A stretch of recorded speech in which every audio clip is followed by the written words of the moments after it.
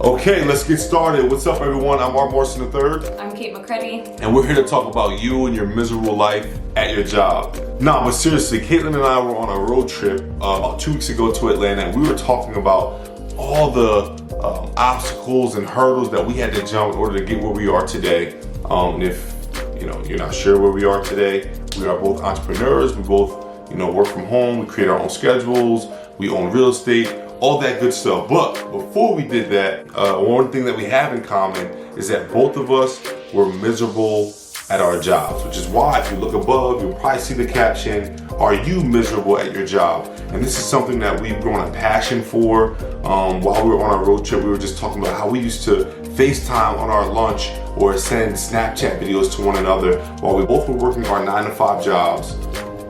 Basically just constantly complaining about our job. We were just never happy. Oh, how's your day going? Oh, living the dream, like in a sarcastic tone. So we were talking about that whole culture and the culture of society and why it's okay to, participate in something daily for, large percentage or portion of your life, and you're miserable doing it. So tell us a little bit about your job. Tell us how good it was to societal norms, and then, why you were miserable. Yeah, so I got a job right out of college. I was making about 50 grand a year in sunny South Florida, living in Palm Beach Gardens. I got my own apartment, luxury style apartment, living on my own for the first time, and it was pretty much anything that you could ask for. I got a managerial trainee type position, which was pretty much a fast track to being an executive in this company.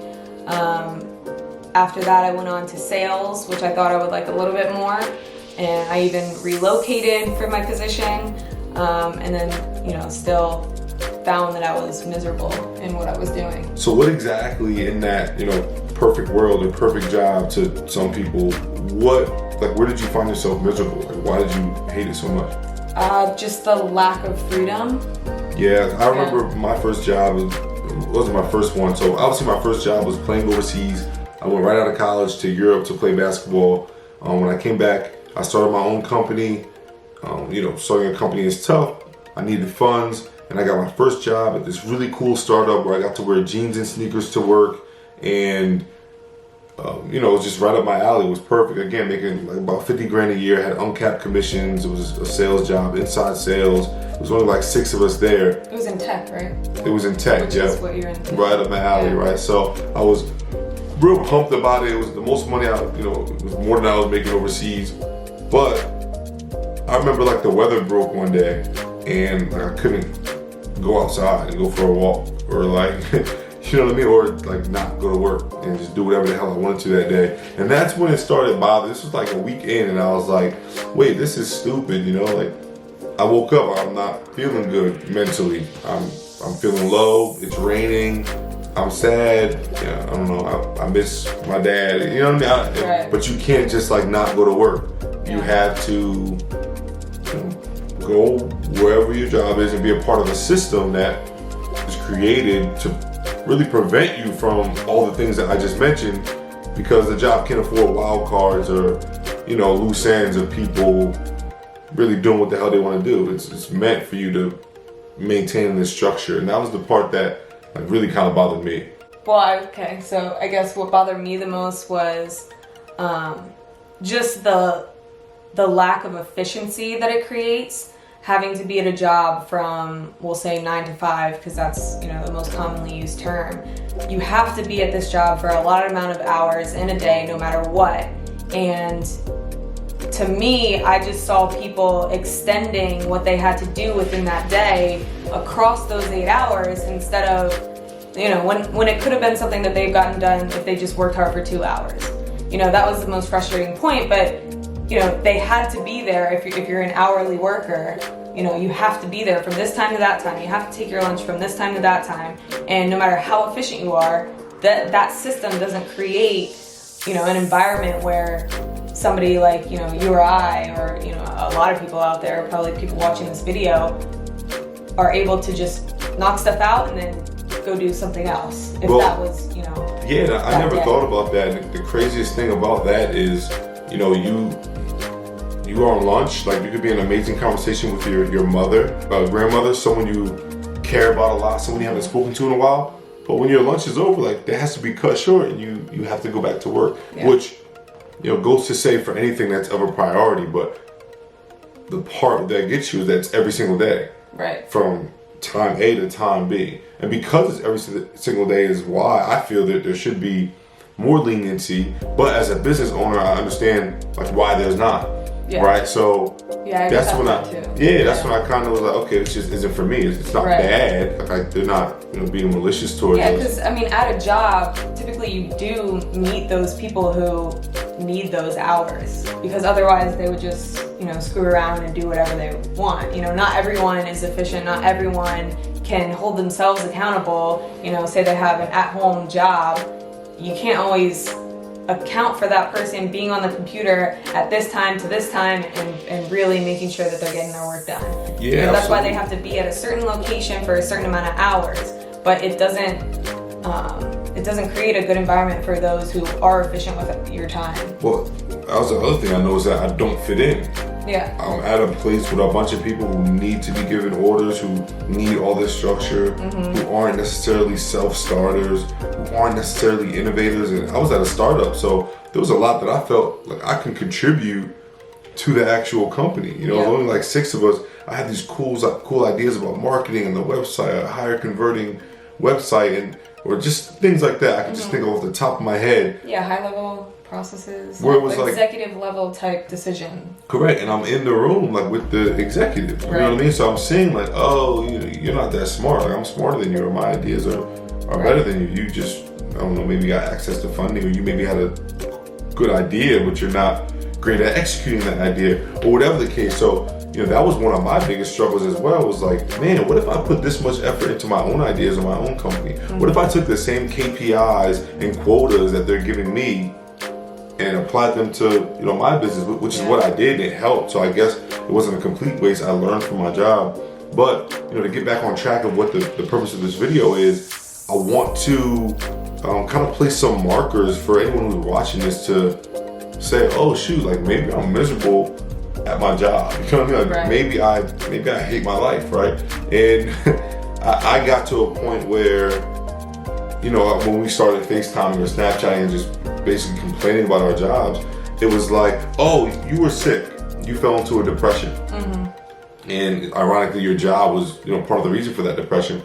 But I couldn't Not go ironically at all. not ironically. Yeah. But I couldn't go and be with you for as long as you needed me to be with you because of a job. Right, because they're paying me, and in return, like I'm giving up my time. I'm selling my soul. I think you requested time off and they denied it or something. Yeah. It was like a week of time that you tried, and they were like, you can't take that week off. I mean, rightfully so. I was only on the job for like, you know what I mean? So, but yeah, long story short, it was like, yo, I don't want to be here right now. I want to be with my girlfriend who's struggling right now and borderline suicidal at the time.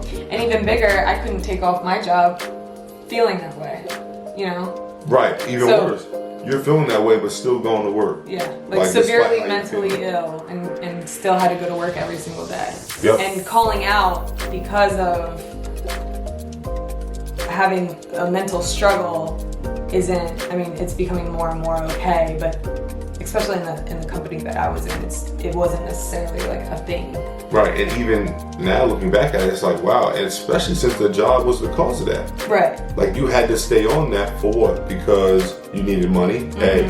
B, because society says, hey, if you're this old with no job, like you're a bum, right? Or C, you want to be successful, it takes money, and you feel like this is the path of least resistance, or what you're supposed to do. Your parents are pushing you toward that, right? But oftentimes, if your parents were pushing you towards a boyfriend or a guy that was just corny as hell, he was ugly, you hated him, you wouldn't date that guy, right? If somebody was pushing you towards a style of fashion that just looks terrible on you, or told you shave your head right now, it's a new style, you didn't want to do it, you wouldn't do it. But for some reason, when it comes to employment and jobs, something that's going to take up a large percentage or portion of our life, we make an exception for. And we're willing to go in every morning, same routine every day, and then try to squeeze our fun and our happiness in a weekend or in evenings. And then what do? We over embellish, right? Now we drink to have fun when traditionally you should be able to have fun without drinking or consuming. Overindulge in bad habits that you've created. What I say, embellish? You said. Does that work though? I said embellish. It could maybe work. Yeah, you could kind of. I'd have to get a dictionary. Indulge, I think, is the word I was going for. Overindulge, yeah. Whatever. You overindulge. You overindulge in things that like you normally wouldn't necessarily overindulge in. So like right now, I wake up whenever I feel like waking up. It's usually between 7 and 8 a.m. and I work hard all the way until right now. It's what, 2 a.m., 1 a.m.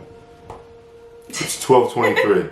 All right, whatever. So it's 12:23. Well, we've been working all day. We're still working now, recording content, and I'm happy. I'm okay with it because I did it at my pace. I did what I wanted to do. I project managed my whole day. I didn't have to squeeze it in a short amount of time. I didn't have to stretch it in a certain amount of time. Right? If a curveball got thrown at me in the middle of the day, I didn't need a request, right, to accept said curveball or anything like that. I didn't have to answer to anyone all day. There's all these things that just make being at a job with this lack of freedom, with this lack of the ability to create and innovate, with this lack of time, that just made me absolutely miserable. And I quickly learned about myself that I'm not the kind of individual to be in any situation where I'm miserable. Right. And you know, the point of this video is so that if you're watching this, well, really the point of this video is for content, just to show you guys how cool we are for quitting our jobs. But secondary to that, if you find yourself miserable at your job or hating it or not wanting to go, don't go. There's so many other strategies and means to, you know, create wealth for yourself other than clocking in every day. Nothing wrong with clocking in every day. I've done it for like 5 different jobs. There's some that I loved and there's some that I hated, but all of them I was ultimately miserable because I didn't have the power and control over my life and my freedom and the decision making, even in, you know, what I was putting work into. If at the end of the day it wasn't my decision, I didn't like it, right? So that's why I don't, you know, work for anywhere today. But what I'm saying is, for you, if you love your job, like, be honest, this isn't a bash jobs thing or bash 9-to-5 things. If it's for you, it's for you. Just like jobs aren't for everyone, being an entrepreneur isn't for everyone, right? College isn't for everyone, whatever, real estate isn't for everyone. But there's a ton of strategies and a ton of things that you can do to build wealth and freedom for yourself if you're about that life the way that we are. So, you know, one of the strategies that we did was we got into real estate young. She's 25, I'm 29, and we were able to acquire 2 apartment buildings that yield rental income for us doing what you see now, sitting on our butts and waiting for people to pay us rent each month. And it's a quick way to, you know, live kind of the free life that we're discussing in this video because, you know, for example, we have a mortgage on these apartments. We charge rent for people who live in these apartments. The rent is more than the mortgage. That difference is profits.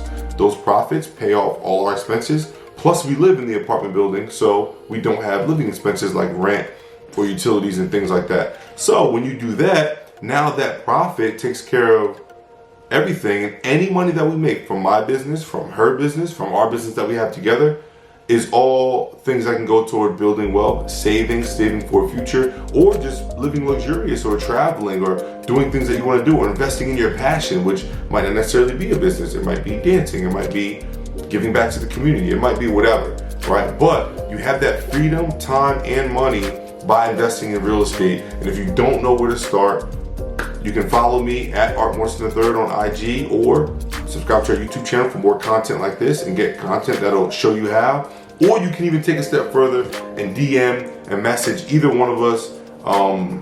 What's your Instagram? At the Cait McCready. So that's on Instagram, Twitter, Facebook, all that. And we have a company together called United Home Relief. It's our real estate firm. There's a ton of content on there that can help you all learn these strategies. If you're really smart like me, you can learn from Instagram and Google and move forward like that. But if you're not as smart as me, just kidding, guys, you can reach out to people like me, or there's tons of other mentors and coaches out there. Yo, just hit the DMs at United Home Relief or at Morrison III on all social media platforms, and I'll answer you back. This is what I do for a living for myself, but also for other people. I do small business coaching and consulting. So if you're looking to start a business or dive into real estate and you don't necessarily know where to start, hit me up or someone like me and get started today. It's never as hard as you think. It's just about pulling that trigger. Just like leaving your job is, you know, never as hard as you think. It's just about pulling that trigger. You shouldn't be anywhere or doing anything that makes you miserable every day because you think you're supposed to be doing it. You're not supposed to be doing anything unless you say you're supposed to be doing it. That's our message for today. Don't be miserable in your job. Don't be miserable at all. Don't be miserable in your relationship. Don't be miserable living at home. I mean, can you disown your family? I think you can. I think you can. I mean, you can. That's pretty deep. I mean, that's pretty extreme. But well, whatever. I was trying to use an extreme example. Yeah. But yo, any situation where you're miserable in or you don't want to be in, free yourself from that situation. There's always a strategy to free yourself from that situation. Free yourself. Free your mind. Free your happiness. Leave that shitty job today. No, I'm kidding. Peace, guys. That's it for today. Don't forget, follow me at Morrison III or subscribe to our YouTube channel or my YouTube channel. Also at Morrison III. Do you have a YouTube? I don't have. Well, not really. Nah. I don't really put anything. You don't have a I have channel. a Yeah. YouTube. But You're just a YouTube stalker. You Yes. just watch videos. I stalk. You're a watcher. Yeah, I'm a watcher. Whatever, guys. That's all for today. Peace.